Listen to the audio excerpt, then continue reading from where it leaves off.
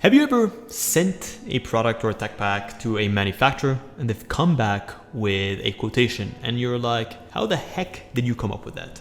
Why is it that expensive?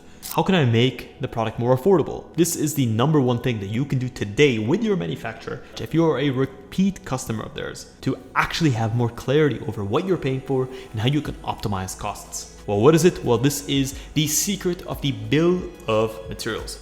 And before we get into it, let's understand what a bill of materials actually is. When you create a garment, you receive an all-in cost from your manufacturer. Typically, that is an FOB or a EXT cost. It's basically the garment done without any shipping or any other duties and tariffs added to it. But how do they come up with that price? Well, in my experience, there is. What they do is they create a full bill of materials that has all of the different elements that go into the garment.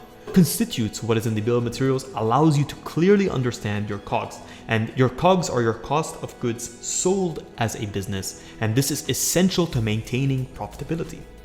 You need to understand your COGS so that you can make sure that you remain profitable, that you know where you need to streamline and optimize costs, and where you can invest more to get a higher return on your investment. What should a typical bill of materials have? Well, let's look at a t-shirt, for example.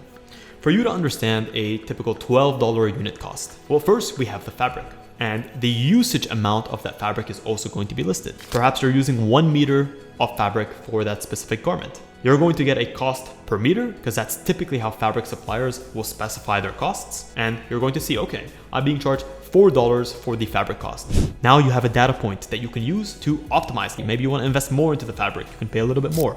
It's a bit confusing. I'm not sure if that is the correct cost. Maybe you can challenge them on that. Maybe you can see, why is the fabric so expensive? I'm used to seeing fabrics within this range of being around $3 or $2. They might tell you because the minimum is not met, so there's a surcharge on theirs. The second thing is going to be the branding. So if you have a logo on the front, if you have a logo on the back, how much is each of those costing? Perhaps you're using a 3D silicone logo instead of a traditional heat transfer logo. Next up is going to be all of the trims and the accessories. How much do each of those things cost? Your bill of materials can have an itemized sheet that has line item by line item, starting off with the fabric, then the prints, then any additional trims and tags on the inside, then any additional hardware such as zippers, press buttons, aglets, drawstrings, and then of course you're going to have the labor cost. And then you'll also have what the factory is stating as their profit. How you can get this information will depend on your relationship with the supplier. I'm giving you what the long-term game looks like.